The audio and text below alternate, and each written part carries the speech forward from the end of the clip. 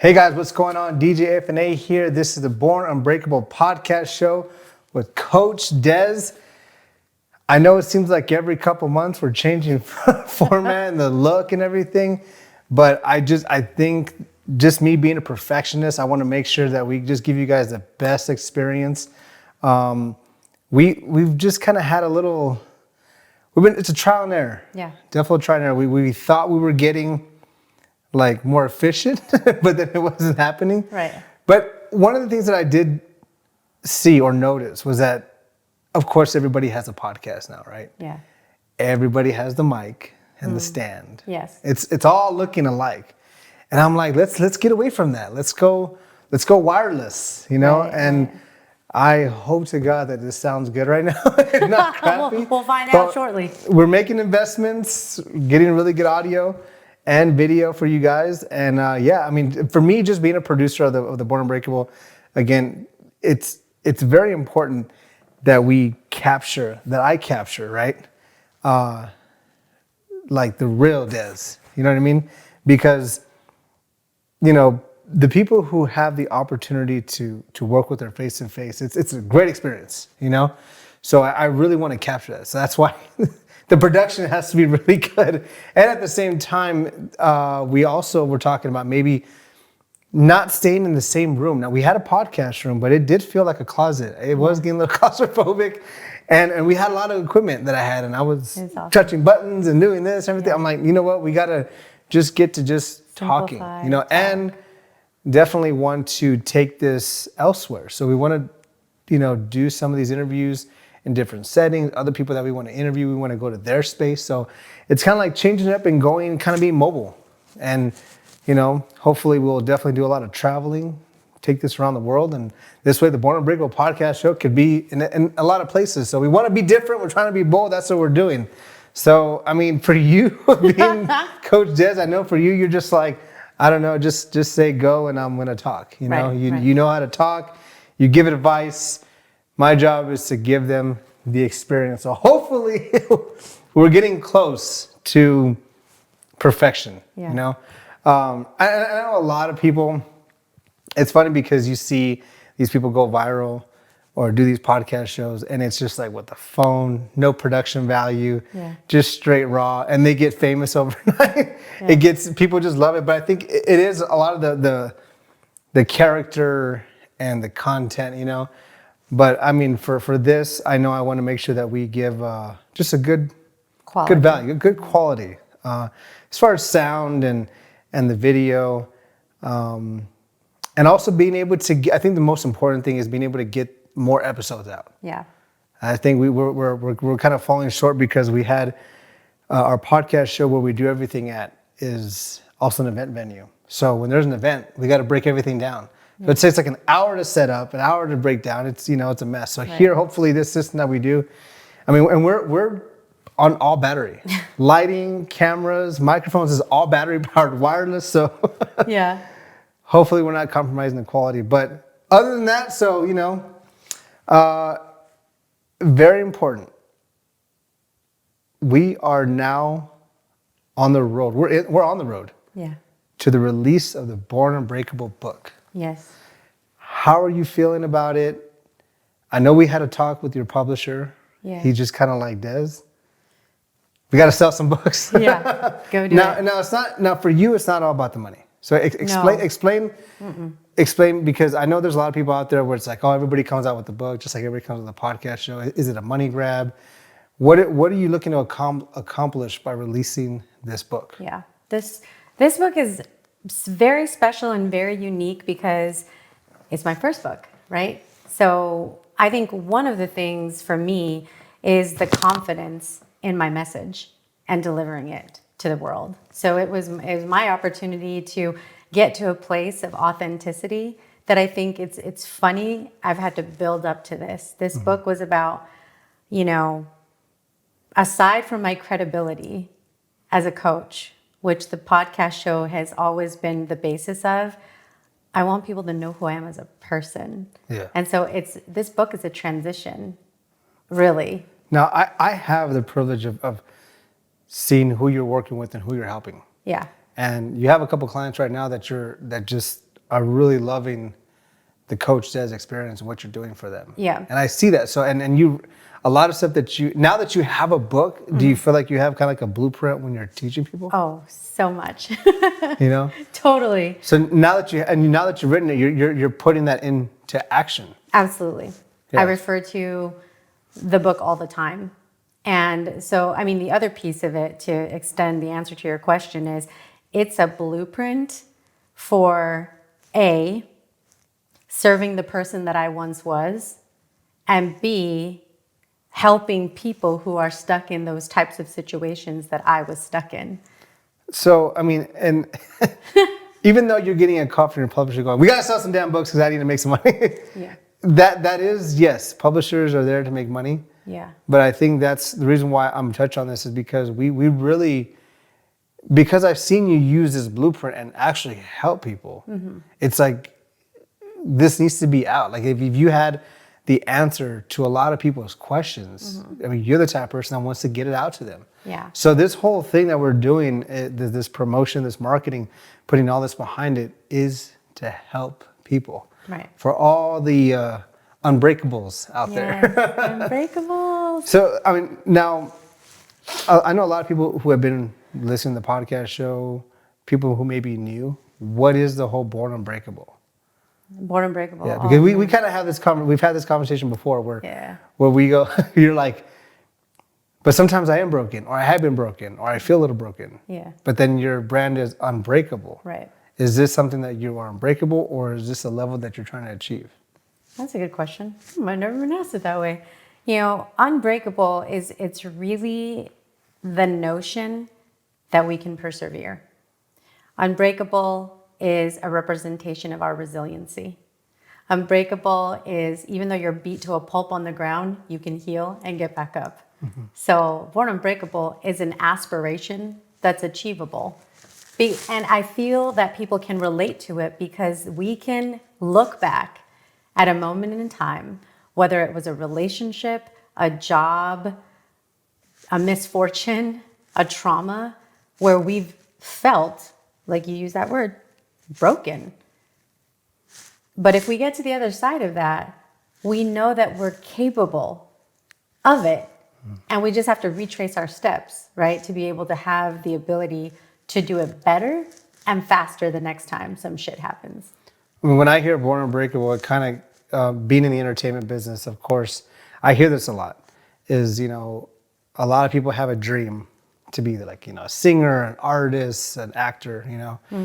And they say, you know, as you get older, you suppress those dreams. You know, you kind of like when you're born, you're like, oh, I can do everything. And then as you get older, you're like, man, I can't do shit. I can do a couple of things and, you know, I better make some good money on that, you know? So is that Born Unbreakable kind of like saying like you're born with a clean slate? You're born with this whole like fearless, but then as you go through life, you're getting tested on that. Oh, constantly. Yeah, absolutely. And Born Unbreakable is definitely also representing the moments that test us the most, right? Because that explanation that you just provided is perfect. You know, we have these big, vast, wide, starry eyes when we are in our younger years. And it's because somebody told us, you're not capable, why are you even trying that? You know, and it creates a repository in our mind and it just collects and collects. And all of a sudden we've got all these examples of people telling us, you're not worthy, what are you thinking? And on top of that, now you've got comparisons because there's all the, you know, there's social media, there's the people around you, keeping up with the Joneses. And so everything outside is telling us no. And so you have to figure out within, fuck that. Like, no, I'm gonna figure it out. I'm gonna get past this. And that, I think that's the hard part. You know, the part of getting to Unbreakable is that strength of getting past the Why challenge. do you think now for me on the outside looking in, I've not in the coaching space, you know, but for me, and this can be different for a lot of people, I think I've seen it was kind of like this this trend where everybody was a fitness trainer. Everybody was about like fitness because there was like, remember the CrossFit boom? It was like, Oh yeah. everybody was like, and then you got supplements, and it was like, And there's lots of different diets. Too. Yeah, there's all the diets. Paleo, there's keto. And then I remember everybody being it was like a lot of people were wanted to be a trainer. You know what I mean? Now it seems to be more coaching, like inspiring people. So, and it's fun, and I don't know if that's just because it was just, you had this, I guess in the 2000s, kind of looking at like, oh, everybody is just kind of like getting overweight, it's a problem, you know? But then also with social media, it seems like that is really testing a lot of people's mental health. So, I mean, for me, I feel like there's a lot of people trying to coach now. Everybody's coaching for something, you know what I mean? Like, what, to you, is it one of those things where, I mean, because you've been doing coaching for how long? Oh my gosh. Almost 2 decades. 2 decades. But do you seem like, does it seem like there's a lot of coaches right now? Oh, like there's more. It's grown. By and large, like one of the fastest growing spaces. Now, do you feel like it's a good thing that there's a lot of coaches? Does that diminish the quality? Or are people trying to take advantage of like a money grab here? You know, because it's just like every little thing. It's like people are trying to get in on it. Yeah. You know what I mean? It seems like, you know, because we just went to a seminar in Utah where it was, you know, more for women, not really for women. It was a bit faith-based, but it was really around majority women, and they were but everybody was there to try to be better coaches. Yes. Great information. So it's like you have this whole thing where there's a lot of coaches out there. Somebody who's looking at getting coached, what are a couple of things that they need to be looking for? Yeah. So they're not falling for, you know, kind of like a gimmick kind of coach. You know what I mean? Well, I mean, here's the thing. I don't think that because the market is getting more saturated, it means that there's like we're running out of people who need it. People need it. It's like therapy. It's one of those things that when it comes to improvement, it's a perpetual thing that human beings need. Now, when you're looking for a coach, the question you have to ask yourself is, what am I looking to be coached for, right? And that's where there's lots of niches. There is the fitness coach. There's a nutrition coach. You know, there's a life coach, transformation coach like myself. And there's like, you know, if you look it up, you can find a million different categories. So I think it's about recognizing for you the clarity of what you need so you can find the right person. You know, just like there's therapists that specialize in like family therapy versus, you know, certain types of other things, then you might be looking for a specialization. Or you just want something general, like my life is fucked up, I need to fix all kinds of stuff. You know, so they want somebody that can be more of a generalist. Do you feel like there's a lot of people that, I mean, because I know, and I don't know, do you see maybe it's a gender thing too, where more women are willing to be coached or more men are willing to be coached? Where do you see that based in your field? Women need the coaching, or they're kind of seeking the coaching? I think a lot of people need the coaching. I think women tend to be more vulnerable and open to it, and admitting that I need help, I want help, and therefore they ask for help. Now, I'm not, you know, putting down guys, because I do coach men too. But it's kind of this whole thing that's like, we don't need directions. Like, we'll find it eventually. Yeah, there is. Women are like, ask for direction. Just ask the damn coach. You know, there's masculine and feminine energy. Yeah. Right. Like everybody has it. Doesn't matter if you're a man or a woman. But if you have more of a masculine energy, there is this sense of like, you know, I'll figure it out. Yeah. I will. I don't need somebody to tell me how to figure out my shit. So I think that everybody's capable, but I tend to find that women are quicker to admit, you know. Now, if we look at statistics and actually looked at studies and stuff of like who reads self-development books, who goes to these conferences, I think that from what I've seen, it does tend to be a lot of women. There are certifications, right? Now, do you have to be licensed to be a coach? No. Okay. So see, anybody can go and right now and just be like, coach. And for me, of course, my thing is unregulated. Yeah, it's totally an unregulated space. Yeah, and this is where I get kind of like that person where I'm like, man, multi-level marketing. Yeah, it's kind of like, you know, when I know like in the beauty industry, there's some things that are regulated, not regulated. Right. You know, Right. Mm-hmm. and there's other industries too where they're again, it's like people can get certified, but that doesn't necessarily mean it's like you're licensed. You know what I mean? A certification can come from anywhere.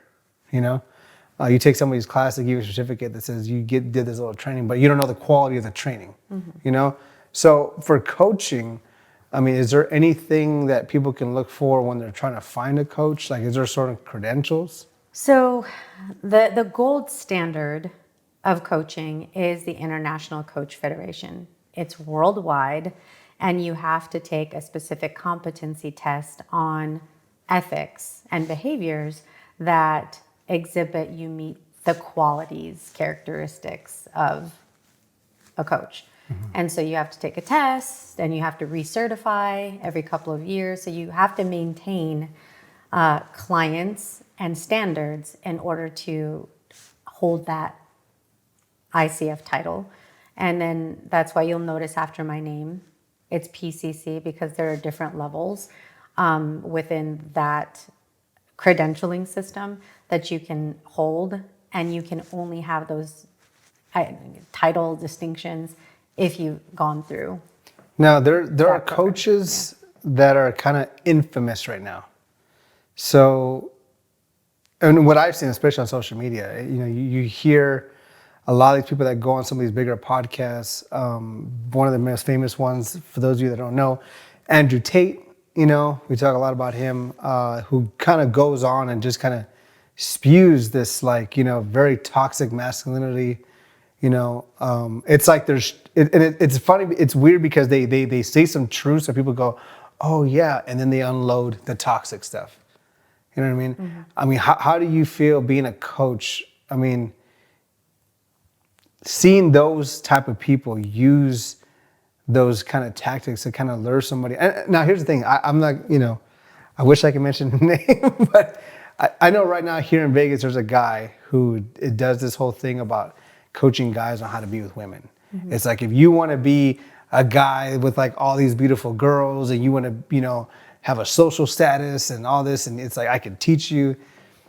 It's kind of like, I don't know. Now, I've seen this person at certain events that I do, and you can kind of see the behind the scenes of it. Yeah. And it's just like, oh man, you know, there's this weird script, and it's almost like they're preying on guys that kind of like need. I mean, if there's a guy who's like, I want a girlfriend, I haven't gotten laid, how do I do that? And somebody goes, I can get you laid, I can get you at the best parties. You know, it's almost kind of like the Hitch thing, where it's like Hitch was really trying to help guys out genuinely. Right. But then there's guys that are just like, you know, when the one guy in the movie, he's like, hey, I just want to bang this girl. I heard you help guys get in and get out. You know what I mean? And there are coaches like that. You know, there are coaches that will go out there and just kind of say some of those like truths to get guys to go like, oh yeah, you know, and then they kind of just take advantage of me. How do you feel when you see stuff like that? I don't know if there's a lot of women that are like that. Yeah.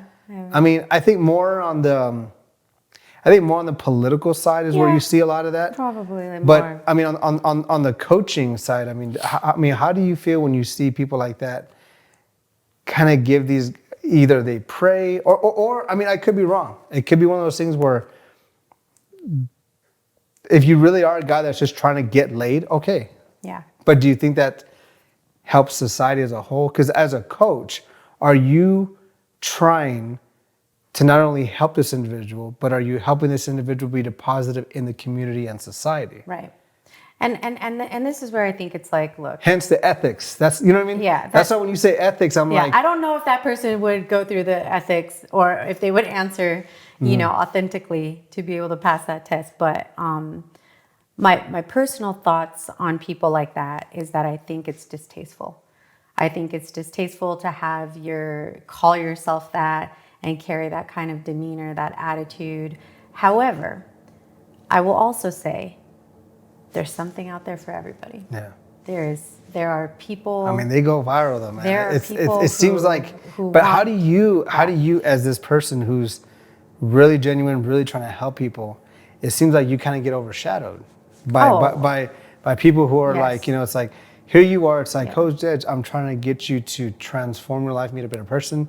And then on social media, it's like a guy comes in and goes, hey, do you want to get laid? Right. Oh, It kind of absolutely. overshadows Yeah. you. You know what I mean? It's like a fucking Yeah. infomercial of like, oh my gosh, like how about And this? even Yeah. people that disagree with it, it's like a car wreck. It's a car wreck. You know what I mean? You have to see it. You have to pay attention to it. And I think we do that as human beings. I'll fully admit, like, oh my gosh, like a reality TV show, and it's a hot mess, but you just get sucked into the vortex of drama. I think people like it. People feed on drama. They feed on that kind of emotion. So, does it get overshadowed, like people like me and what I do? Yes. But I think I'm so strong in my convictions that I'm okay with that. I've always lived by a philosophy of helping one person at a time. For me, it's not like I don't live and die by how many followers are there. I don't. The kinds of things that I look at are maybe different than the kinds of other things people look at. I look at the results of the people I work with, the longevity of the relationships, the fact that I'm not, maybe now it feels a little bit conflicting because I have a book and I do have to talk about it and promote it. It's, I have a publisher for a reason. But I think that right there, I think because you took the time. Now you took, what do they call from your job? You kind of took like a leave, right? From your consulting. Yeah, like a little sabbatical. Yeah. Which they allow, right? Yeah. Mm-hmm. So you kind of get like this, but you're supposed to, people who are in the corporate world use this to relax and get away from everything.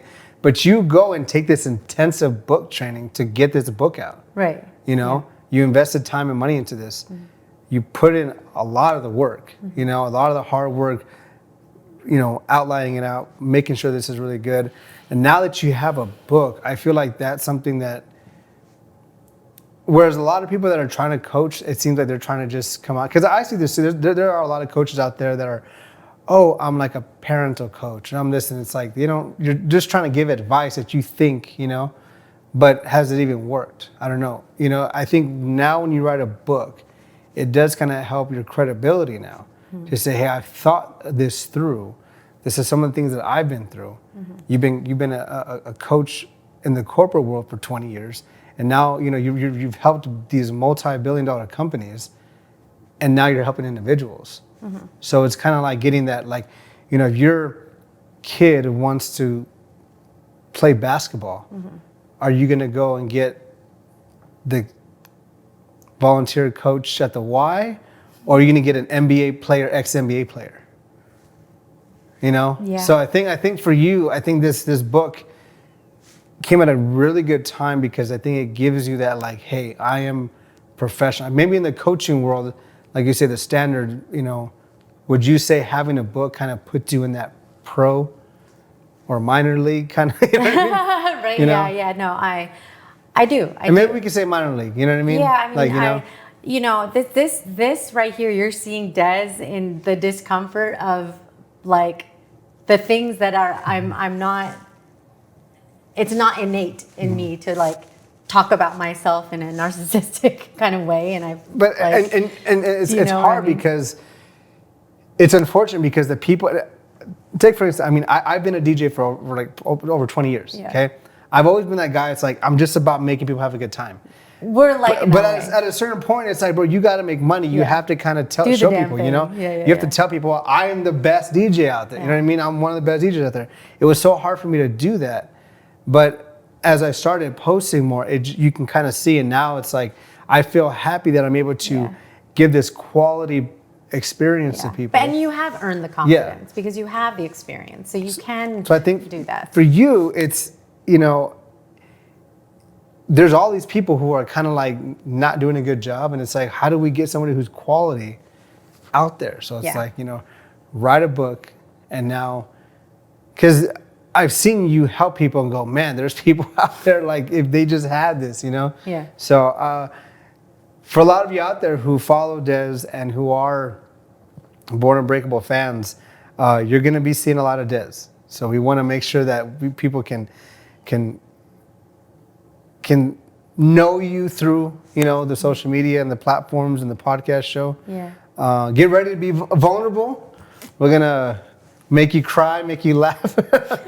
Maybe bring some people from the past, you know? Yeah. There's a lot of good things. There's some experiments we're going to be doing. Yeah. So very exciting stuff. The Born Unbreakable book is coming out. The road to launch. Yes, Or, now the book is coming out July 23rd. July 23rd. For those of you who haven't pre-ordered the book, there's a link at the bottom. Could be on the screen anywhere, or just go to bornunbreakable.com, and there's links there to get pre-ordered. And will there be a digital copy? There is a digital copy coming soon. Yeah. And a audio? That is coming soon. Because I'm going to tell you right now, I'm the kind of person that I can't. It's okay. I want to listen to a book, Admit not it, read it. And I think admit there's a it. lot of people out there, it's like, when you're cleaning the house and doing dishes, I mean, I'm a big, you know, I like Howard Stern, I like all these talk shows. I like putting something in my ear. Yeah. And, you know, and I guess that's why podcast shows have become very big, Absolutely. you know? Yeah. So it's good. But Yeah. Born Unbreakable book coming out in July. Now, is there talks, what do you feel about, is there another book coming out shortly after that? How soon can we do another book? I know the book hasn't come out yet. I know. But I think, you know, when is it too premature? Is it premature to start thinking about another book? Never. No? I think, you know, it's funny. Like, I think we all have a bunch of books in us. It is just like your commitment to putting something out there. So, timing wise, I can't tell you exactly when, but there will be, you know, a second book after this. So you have more to say. I always have something to say. All right, guys. Born Unbreakable podcast show. We're making it better for you. We're trying to give you a better experience. I hope to God that you guys can hear me and there's no technical difficulties. That would be troublesome. And this, you know, for all the unbreakables out there, Yeah. this is for you guys. We want to give you guys good quality content. Please follow Dez on all of our social media sites, Born Unbreakable, on Instagram, Facebook, bornunbreakable.com. You can go there and find all find the you and places. everything. We're revamping that, doing a lot more, and a lot of projects to come this year. Yeah. Coach Dez, here we go. In We're on the the road. flesh. We're on the road. We're doing it. All right, guys. We'll see you guys later.